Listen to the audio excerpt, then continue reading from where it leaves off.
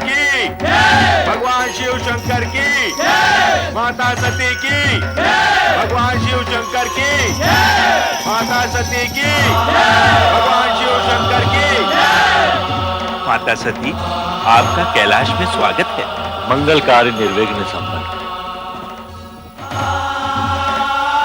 अब हमें आज्ञा दें शिवशंकर। ब्रह्मदेव, आपकी इच्छा के अनुसार मुझे गृहस्थ पदभार भी वहन करना पड़ रहा है। अब तो आप प्रसन्न हैं। महेश्वर,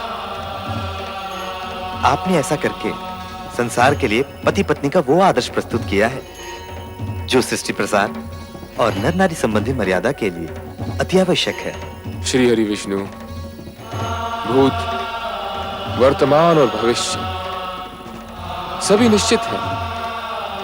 जो हो गया है, जो हो रहा है और जो होने वाला है, सभी में जगत का कल्याण ही निहित है। पिता ब्रह्मदेव की आज्ञा पालन हेतु दक्ष प्रजापति ने अपनी पुत्री सती का विवाह शिव के साथ संपन्न तो कर दिया, परंतु मन सती के भविष्य की चिंता में ग्रस्त रहा। कोमलांगी पुत्री सती और अप्रिय वेशधारी शिव की जोड़ी का विचार कर दक्ष अनेक बार चिंतित हो जाते थे। सती कैलाश जाकर सुखी रहेगी।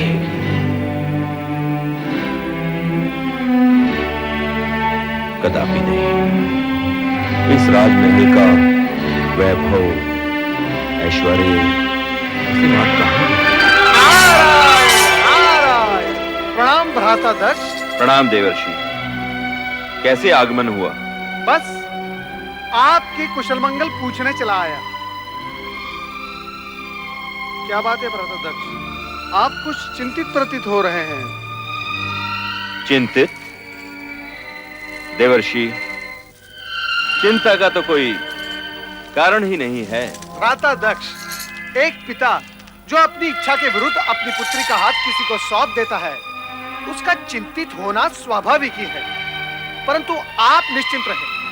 आपकी पुत्री सती के विवाह उपरांत हिमालय पहुंचने के बाद वहां पर चारों ओर आनंद आनंद व्याप्त हो गया। क्या बात है, आपको मेरे कथन पर विश्वास नहीं है? नहीं नहीं देवर्षि, आपकी बात पर अविश्वास का तो प्रश्न ही नहीं उठता। तो फिर आपके मुख पर ये विषाद की रेखाएं क्यों हैं? देवर्षि, यदि मैं ये मान भी लूं कि आपका कथन सत्य है, तो मैं ये सोच रहा हूं कि ये आनंद कितनी देर तक टिक पाएगा। नारायण नारायण, मैं आपका अभिप्राय समझा नहीं। देवर्षि, विवाह के बाद कुछ दिनों तक सती अपने उस औघड़ भभूतधारी पति के साथ आनंद मनाएगी, परंतु जब कैलाश में गिरते हुए हिमकणों के थपेड़े सहेगी, तो उसे हमारे इस राजमहल में बिताए हुए सुख का स्मरण होगा, और तब वो पछताएगी। यही कहना चाहते ना भ्राताश्री? ये आपका भ्रम है। ऐसा हो ही नहीं सकता, असंभव है ये। सती तो शिव की जन्म जन्म से जीवन संगीनी है। शिव के होते हुए सती को पश्चाताप हो ही नहीं सकता। उसके जीवन में दिन प्रतिदिन सुख की वृद्धि होगी।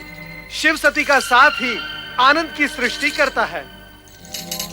नारायण नारायण, क्या मुझसे कोई अपराध हुआ है भ्राताश्री, जो आप मुझे रुष्ट होकर देख रहे हैं? कहीं शिव ने लिखा पढ़ाकर तो नहीं तुझे मेरे पास भेजा है? नारायण नारायण, शिव के प्रति ऐसी अपमानजनक भाषा मैं सुन नहीं सकता भ्राताश्री।